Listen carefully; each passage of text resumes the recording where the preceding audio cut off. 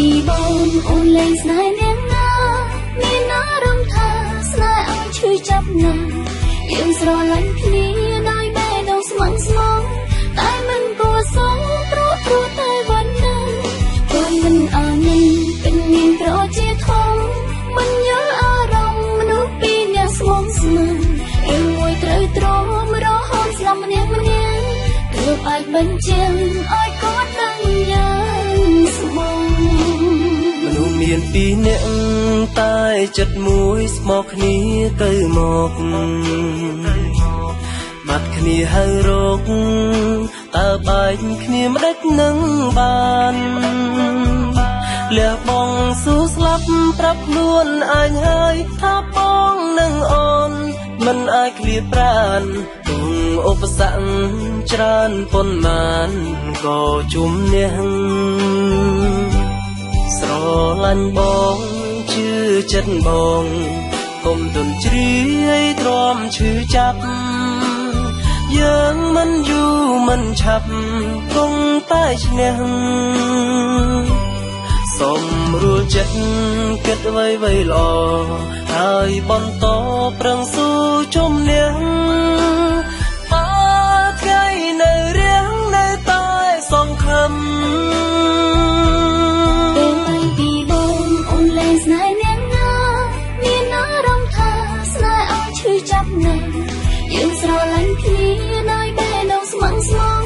តែមិនគួរសមព្រោះតែវណ្ណាព្រោះមិនអានិនเป็นមានក្រជាធំមិនយល់អារម្មណ៍មនុស្សពីរនាក់ស្មោះស្មឺរឿងមួយត្រូវទ្រាំរហូតស្លាប់ម្នាក់ទើបអាចបញ្ជាឲ្យគាត់ដឹងយ៉ាងស្មងមនុស្សមានពីរនាក់តែចិត្តមួយស្មោះគ្នាទៅមកបាត់គ្នាហើយរកតើបែកគ្នាមិនដេចនឹងបានលះបងស៊ូស្លាប់ប្រាប់ខ្លួនអញហើយថាបងនឹងអូន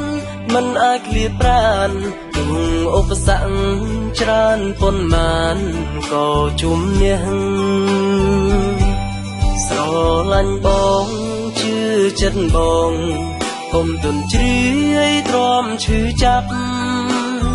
យើងមិនយូរមិនឆាប់គង់តែឈ្នះសូមរួលចិត្តគិតអ្វីៗល្អហើយបន្តប្រឹងស៊ូជំនះបើថ្ងៃនៅរៀងនៅតែសង្ឃឹមពេលបីពីបងអូនលែងស្នេហ៍នាងណាមានអារម្មណ៍ថាស្នេហ៍ឲ្យឈឺចាប់ណាស់យើងស្រឡាញ់គ្នាដោយបេះដូងស្មោះស្មងតែមិនគួរសមព្រោះតែវណ្ណាព្រោះមិនអានិនเป็นមានក្រជាធំ